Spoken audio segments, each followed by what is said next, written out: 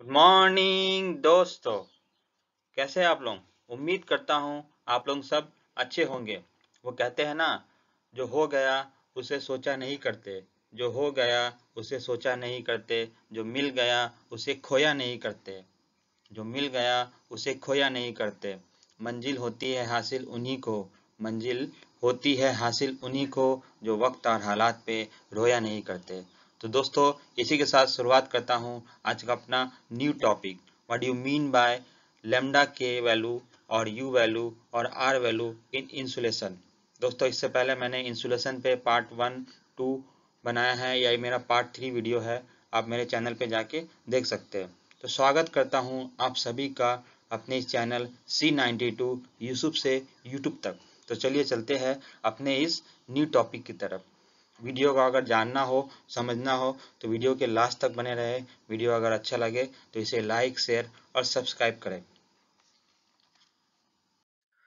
तो दोस्तों, सबसे पहले हम बात करेंगे व्हाट इज लैम्डा और के वैल्यू और थर्मल कंडक्टिविटी। ये तीनों एक ही चीज का नाम है। तो थर्मल कंडक्टिविटी समझने से पहले सबसे पहले हमको समझना होगा कि what is thermal conduction. Thermal conduction क्या होता है? दोस्तों, थर्मल कंडक्शन किसी भी सब्सटेंस में either it is fluid, gas और लिक्विड, अगर हीट ट्रांसफर जो है without the actual motion of movement of the molecules है, तो उसे हम जो है थर्मल कंडक्शन कहेंगे। सेम थर्मल कंडक्शन से थर्मल कंडक्टिविटी आया हुआ है। तो थर्मल कंडक्टिविटी क्या होता है? Thermal conductivity is the ability to the materials to conduct the heat transfer. मतलब क्या होता है, किसी भी मटेरियल्स में अगर टेम्परेचर डिफरेंस रहे, उस केस में जो है वो मटेरियल्स कितना हीट ट्रांसफर करता है ड्यू टू टेम्परेचर डिफरेंस, तो उसे ही हम क्या करेंगे, कहेंगे उस मटेरियल्स का थर्मल कंडक्टिविटी। फॉर एग्जांपल, देखते हैं कि कोई भी अगर ठंडे के टाइम में अगर आप कोई भी मेटल चीज को टच करते हैं तो आपको जो है ज्यादा कोल्ड फील होता है इन कंपेयर टू अगर आप कोई भी नॉन कंडक्टर, जैसे कि मान लीजिए लकड़ी को टच करते हैं या फिर कोई भी ब्लॉक को टच करते हैं, तो उसमें जो है आपको उतना ठंड फील नहीं होता इन कंपेयर टू मेटल में, क्योंकि मेटल का जो होता है थर्मल कंडक्टिविटी ज्यादा होता है इन कंपेयर टू ब्लॉक और वुडन।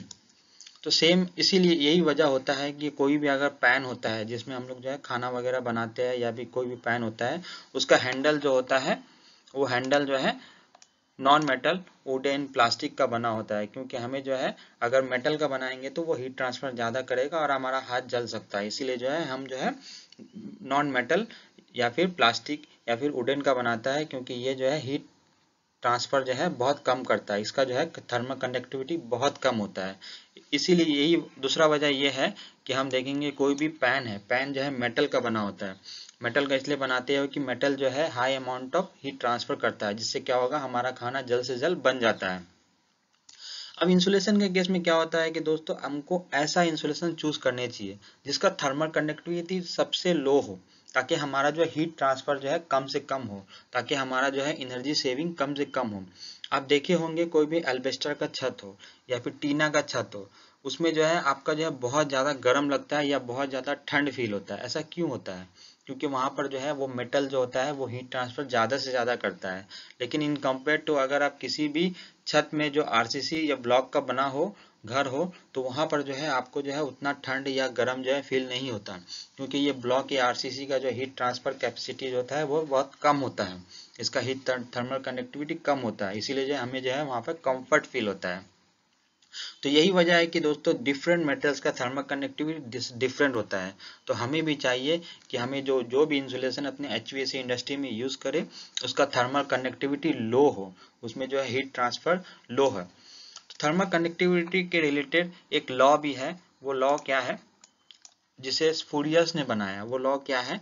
वो लॉ कहता है कि क्यू मीन्स हीट फ्लक्स या heat rate of heat transfer जो होता है minus K delta T. Why negative is given, क्योंकि यहाँ पे क्या होता है कि अगर दो दो एक मेटल ले लीजिए, ठीक है, एक मेटल ले लीजिए, मेटल में जो है आपका इस तरह का अगर एक साइड में जो है टेम्परेचर T2 रहे और दूसरे साइड पे टेम्परेचर जो है T1 रहे, इसका मतलब क्या है, टेम्परेचर T2 जो is higher than that of temperature T1। तो heat we know that heat always flow from high temperature to low temperature. तो यहाँ पे क्या होगा, हमेशा जो है हाई टेम्परेचर लो टेम्परेचर की तरफ फ्लो होगा। तो इसीलिए क्या होगा, इसमें जो टेम्परेचर ग्रेडियंट जो है नेगेटिव होगा, क्योंकि टेम्परेचर जो है माने हीट जो है हाई टेम्परेचर से लो टेम्परेचर की तरफ फ्लो हो रहा है, जिससे क्या होगा आपका जो है losing of temperature will be there. और इस वक्त तक वो टेम्परेचर जो है माने हीट जो है फ्लो होगा जब तक जो है टेम्परेचर दोनों का बराबर ना हो जाए। और यहाँ पे जो होगा डेल्टा टी क्या होगा, डेल्टा टी टेम्परेचर ग्रेडियंट जो मैंने पहले ही बताया, और के होगा मेरा थर्मल कंडक्टिविटी, जिसके बारे में हम लोग डिस्कस कर रहे हैं। तो दोस्तों अब देखेंगे what is R value. What is R value? R means क्या? Resistance, means resistance to the flow of heat through the material और थ्रू द इंसुलेशन। इसका मतलब ये होता है। तो डेफिनेशन क्या होता है आर वैल्यू का, वो देखते हैं। तो दोस्तों R value is the value that is used to measure how well a specific type of insulation can resist the flow of heat। कि एक कोई भी स्पेसिफिक टाइप का इंसुलेशन या कोई भी मटेरियल कितना रेजिस्ट करता है हीट ट्रांसफर को, उसी वैल्यू को उसका आर वैल्यू कहेंगे। Higher the R value more effective the material. अगर वैल्यू जो है आपका आर वैल्यू ज्यादा होगा, कोई भी आर वैल्यू अगर कोई मटेरियल आप चूज करते हैं for your buildings, for your insulation, for your construction materials, तो उसका आर वैल्यू जितना ज़्यादा होगा उतना जो है हीट को वो रेजिस्ट करेगा, यानी हीट ट्रांसफर को उतना ज़्यादा रोकेगा। मीन्स आपका जो है ओवरऑल बिल्डिंग का लोड जो है कम रहेगा। इसीलिए हमें चाहिए कि हमें जो है आर वैल्यू ज़्यादा रहे। तो आर वैल्यू का एक फॉर्मूला होता है, जैसे कि हीट ट्रांसफर क्या होता है कि कंडक्टिविटी क्या होता है, कितना ज्यादा ट्रांसफर होता है, सेम इसका उल्टा होगा आर वैल्यू। तो इसलिए फॉर्मूला भी इसका हम उल्टा कर देंगे। आर इक्वल्स टू होता है delta T divided by 5Q। Here R means you know resistance, and delta T है temperature difference between the warmer body and the colder body, and दूसरा होगा मेरा 5Q हीट फ्लक्स, माने heat transfer का value, amount of value या heat transfer rate. ये होगा मेरा आर वैल्यू का फॉर्मूला। तो दोस्तों जिस डिफरेंट इंसुलेशन का आर वैल्यू डिफरेंट होगा, आप जैसा इंसुलेशन देंगे वैसे ही आपका आर वैल्यू होगा। तो आर वैल्यू कैसे बढ़ता है? आप इंसुलेशन का डेंसिटी बढ़ा दीजिए, आप इंसुलेशन का थिकनेस बढ़ा दीजिए, आप इंसुलेशन का सरफेस एरिया को बढ़ा दीजिए, तो आपका क्या होगा, आर वैल्यू जो है बढ़ जाएगा। तो इसीलिए चाहिए हमें जो है वो इंसुलेशन चूज करें जिसका आर वैल्यू ज्यादा रहे। देख सकते हैं कि मैंने डिफरेंट टाइप्स ऑफ मटेरियल्स है जिसका आर वैल्यू चूज किया हुआ है। आर जो है आर डैश 38 मीन्स इसका सबसे ज्यादा रेजिस्टेंस होगा, इसीलिए इसको टॉप पे रखा गया है। तो इसका कॉस्ट भी ज्यादा होगा क्योंकि इसका डेंसिटी ज्यादा है। Same R23, R23, R19, R24। तो हम जो है इसी तरह से किसी भी मटेरियल्स का जो है आर वैल्यू को डेनोट करते हैं कि ये मटेरियल्स अगर मार्केट में परचेस करने जाएंगे तो आपको बोलना पड़ेगा आर वैल्यू कितना है, कितना आर वैल्यू का आपको मटेरियल चाहिए। सेम मटेरियल भी होता है कभी कभी बट आर वैल्यू डिफरेंट होता है क्योंकि उसका डेंसिटी डिफरेंट हो जाता है। मटेरियल्स का मटेरियल ऑफ कंस्ट्रक्शन सेम रहता है बट क्या होता है डेंसिटी आपका डिफरेंस हो जाता है, थिकनेस आपका डिफरेंस हो जाता है, इसलिए आर वैल्यू भी डिफरेंस हो जाता है। तो दोस्तों आपके लिए एक सवाल है। सवाल क्या है कि एक बिल्डिंग कब सक्सेस होता है? एक बिल्डिंग जो है एक कब सक्सेसफुल डिजाइन होता है? आपका बिल्डिंग जो है कब is completely accepted by the client? कब होता है? जब उसमें जो है आपका लोड कम हो और एनर्जी सेविंग ज्यादा हो, तभी होता है। सिंपल सा फंडा है। तो ये कैसे कम होता है? ये कैसे करके जो है आपका बिल्डिंग का लोड जो है कमेगा? आप किस तरह से जो है बिल्डिंग का लोड कमाएंगे? वो क्या होता है, फ्रॉम इनिशियल स्टेज से हमें ये कंसिडर करना पड़ता है। पहला क्या होगा, यू वैल्यू। तो हमारा पिक्चर में नया पॉइंट क्या आ जाएगा, यू वैल्यू। कि अगर किसी बिल्डिंग का मटेरियल्स का यू वैल्यू जितना भी कम है, जितना ज्यादा है, जितना कम है किसी बिल्डिंग के कंस्ट्रक्शन मटेरियल्स का या फिर इंसुलेशन का, आप जो है यू वैल्यू जितना कम रखेंगे, यू फैक्टर जितना कम रखेंगे, बिल्डिंग का लोड जो है उतना कम होगा। तो है क्या यू वैल्यू? चलिए देखते हैं दोस्तों।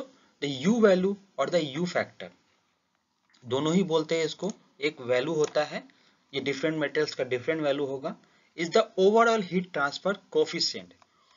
टोटल हीट ट्रांसफर एक कोफिशिएंट होता है that describe how well A building element conduct heat, कि कितना ज़्यादा जो है आपका बिल्डिंग एलिमेंट जो है हीट को ट्रांसफर कर रहा है, यही होता है आपका यू वैल्यू। तो इसका मतलब क्या है, हमें यू वैल्यू कम से कम रखना है क्योंकि हमें एनर्जी ज़्यादा से ज़्यादा सेविंग करना है, लोड कम से कम रखना है। तो हमें यू वैल्यू क्या करना चाहिए, किसी भी मटेरियल्स का, कंस्ट्रक्शन मटेरियल्स का, either it is glass, either it is would block या फिर कंक्रीट, कोई भी मटेरियल्स हो उसका यू वैल्यू क्या होना चाहिए, कम होगा। तो ये यू वैल्यू क्या होता है, कितना ज्यादा हीट ट्रांसफर होगा। इसी तरह से ये किसका अपोजिट होगा, रेजिस्टेंस का, कि कितना रेजिस्ट करेगा। तो सेम इसका अपोजिट होगा, तो it is the reciprocal of R value. ये क्या होगा, आर वैल्यू का रेसिप्रोकल आएगा। अब देखेंगे इसका यूनिट क्या होगा। एसआई सिस्टम में जो है इसका यूनिट होगा watt per metre square degree Celsius, and FPS में क्या होगा, BTU per hour Fahrenheit feet square, means area square, ये एफपीएस सिस्टम में होगा। तो आखिर ये यू वैल्यू बढ़ता कैसे है, यू वैल्यू को जो है हम कमाते कैसे है, क्योंकि यू वैल्यू कमेगा तो आपका जो है हीट ट्रांसफर जो है कमेगा। तो अगर किसी ब्लॉक के बीच में जो है आप थर्माकोल लगा दीजिए या इंसुलेशन लगा दीजिए, ग्लासुल लगा दीजिए, तो आपका क्या होगा, यू वैल्यू जो है कम हो जाएगा। सेम अगर हम पहला ऊपर वाला एग्जांपल में अगर हम देखेंगे तो यहाँ पे क्या है, यहाँ पे जो है आप हीट, यहाँ पे 20 डिग्री सेल्सियस है और अंदर में 0 डिग्री सेल्सियस है। Heat obviously flow from high temperature body to low temperature body, तो क्या होगा, यहाँ से यहाँ फ्लो होना चालू हो जाएगा। बट यहाँ पे देखिए किसी तरह का इंसुलेशन या फिल्म वगैरह लगानी है, जिससे क्या हो रहा है, यहाँ पे ज्यादा अमाउंट ऑफ एनर्जी ट्रांसफर हो रहा है। अब दूसरा केस में हम देखते हैं, नीचे में ही सेम टेम्परेचर है बट हमने क्या किया, यहाँ पे जो है एक फिल्म लगा दिया, एक इंसुलेशन लगा दिया, इनसाइड बॉडी में इंसुलेशन लगा दिया। तो क्या हो रहा है, देखिए यहाँ पे क्या हो रहा है, आपका हीट ट्रांसफर जो है आपका कम हो रहा है, ये वॉल्यूम जो है इसका कम हो गया। तो इससे क्या पता चलता है कि हमें जो है अगर यू वैल्यू कम रखेंगे तो हीट ट्रांसफर उतना ही कम होगा। तो हमें कि यू वैल्यू कैसे करना चाहिए, क्या इंसुलेशन लगा दे तो हमारा यू वैल्यू जो है कम हो जाएगा। ज्यादातर हीट ट्रांसफर जो किसी भी बिल्डिंग में किससे होता है, आपने ब्लॉक तो लगा दिया, ठीक है, उससे हमारा हीट ट्रांसफर कम होगा, but maximum amount of heat जो है इस बॉडी में, एक बिल्डिंग में जो इन होता है वो एक ग्लास से इन होता है। अगर जिस तरह का आप ग्लास लगाएंगे उस तरह से का जो है आपका यू वैल्यू होगा और उस तरह का जो है आपका heat transfer, heat absorption in the building होगा।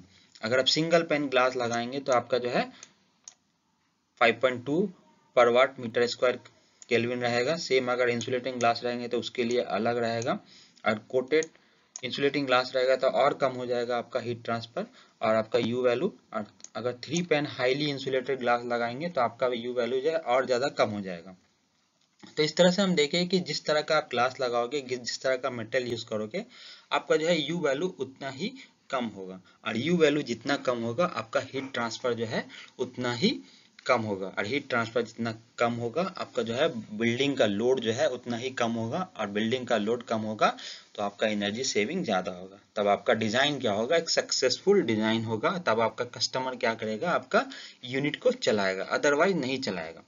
अब हम आते हैं एचवीएसी सिस्टम में, कैसा इसका इस्तेमाल करते हैं हम, क्योंकि वो सिविल का पार्ट है।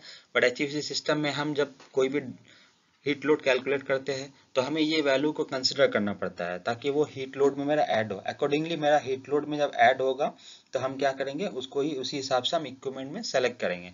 तो हमें जो है एज पर इसरे गाइडलाइन जो है हमें यू वैल्यू वहाँ दिया होता है, वहाँ से ड्राइव कर सकते हैं, और E20 फॉर्म में जो है उसे पुट करके वहाँ से किसी भी बिल्डिंग का, किसी भी रूम का, किसी भी फ्लोर का आप हीट लोड निकाल सकते हैं। तो हमें यू वैल्यू बहुत जरूरी है, यू वैल्यू हमें जानना चाहिए।